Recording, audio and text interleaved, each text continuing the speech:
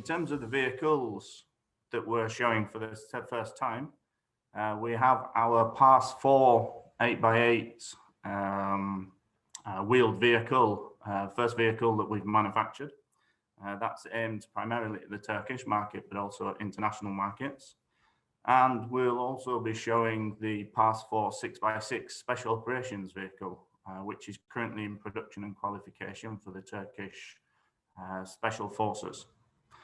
Also of interest, 2 years ago at IDEF, we showed our Shadow Rider concept for the first time. And we're showing an updated version of that, illustrating the new technologies that we're integrating on the platform and showing our customers where we're taking the UGV concept.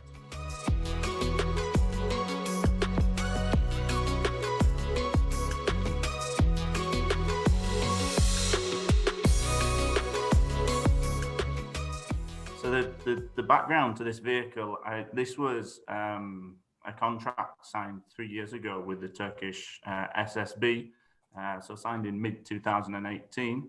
And it's quite an exacting list of requirements for the Special Forces that lead us towards evolving the Pass family of vehicles. Hence, it's got the name Pass 4 and the Special Operations element.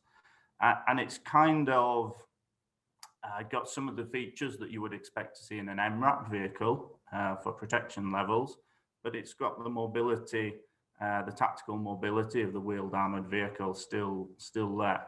It's quite an interesting vehicle in terms of the way it's configured.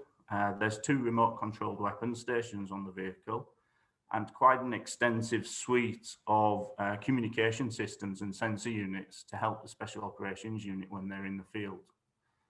The other interesting thing to note on this is the first 6-wheeled vehicle that will be delivered into the Turkish military, and we also have a contract ongoing for 6x6 and 8x8 Pass Scout vehicles that will commence delivery in a couple of years' time.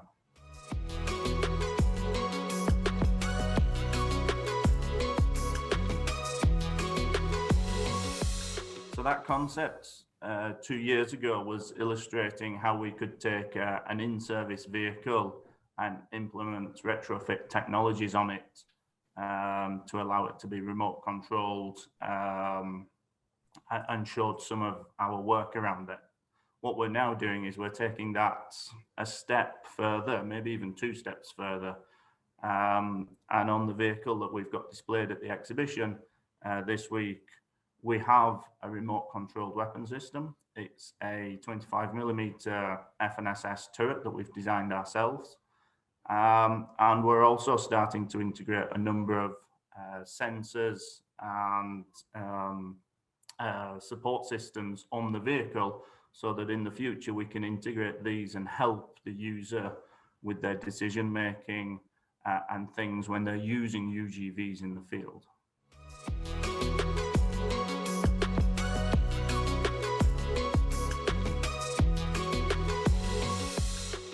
I think one of the other trends that you can see generally in the market is you see companies starting to think about how they're going to develop hybrid technologies in their vehicles and support the vehicles of the future. I think that's probably further down the line than the UGV technologies we just talked about, but I think that's coming at some point, and FNSS are certainly active in this area to make sure we're looking at how we would harness hybrid technologies in our future vehicles. I think the other area that FNSS in particular sees at the moment, there's a lot of discussions with potential customers around engineering vehicles. So we're having a lot of conversations with the likes of European countries such as the UK, Germany, and even organizations like NATO, based on the engineering products that FNSS has in its portfolio, specifically the amphibious bridging product Otter.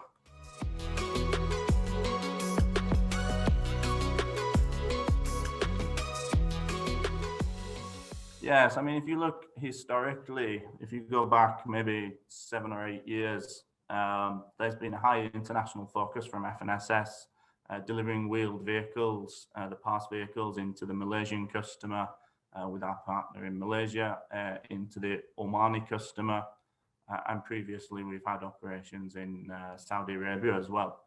That focus shifted to a domestic focus in the last 5 years or so, and currently we have a very high number of domestic programs on contract under execution.